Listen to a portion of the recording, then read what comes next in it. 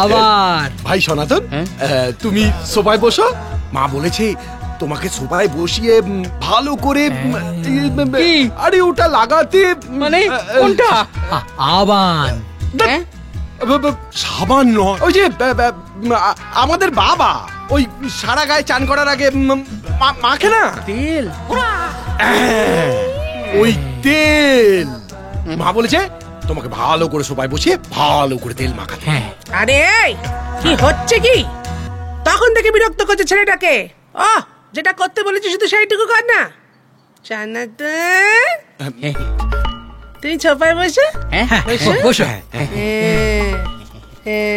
বসে বসে গরম দুধ নিয়ে আইছি। দুধ মুখ পোড়া।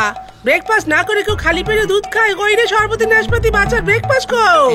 এই যে মা নিয়ে এসছি, একদম ভালো করে মাখন লাগিয়ে এনেছি, সাথে ডবল ডিমের অমলেট।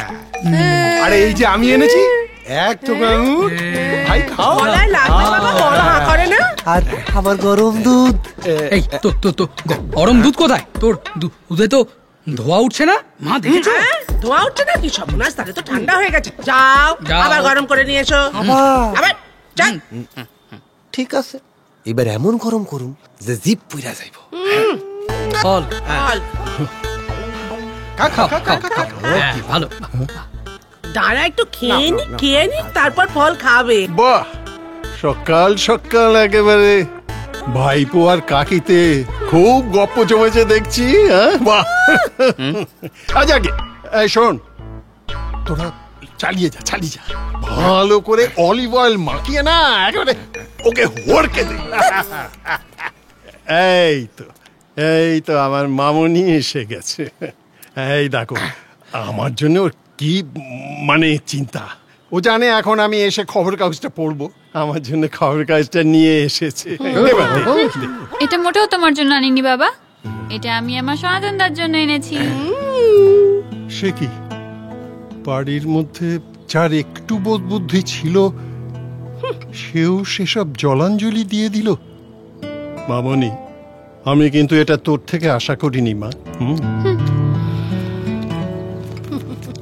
এই নাও সনাতন দা, পড়ো। আমি ধরি দে হাতে খাবার। এই যে গরম গরম দুধ নিয়ে আইছি, ধোয়া উঠতেছে। এই হরি, ওই আমার ওই ছোলা আখ আর মুসম্বির রসটা করে টেবিলে রাখ, আমি এক্ষুনি আসছি। পারুম না, নিজেরটা নিজে গুছায় নেন। মানে বুঝতে পারতেছেন না?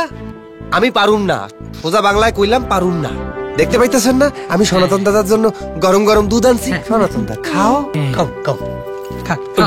সবই খাবো, আগে ব্রেকফাস্টটা করে নি। আরে ততক্ষণ দাঁড়ায় থাকলে তো দুধ ঠান্ডা হয়ে যাইবো। হয়ে গেলে আবার নিয়ে আসবি। হ্যাঁ, যতবার বলবে ততবার নিয়ে আসবি গরম করে। কেন, সনাতন দাদার শ্রীচরণের দাস হয়েছ, তার জন্য এইটুকু করতে পারবে না?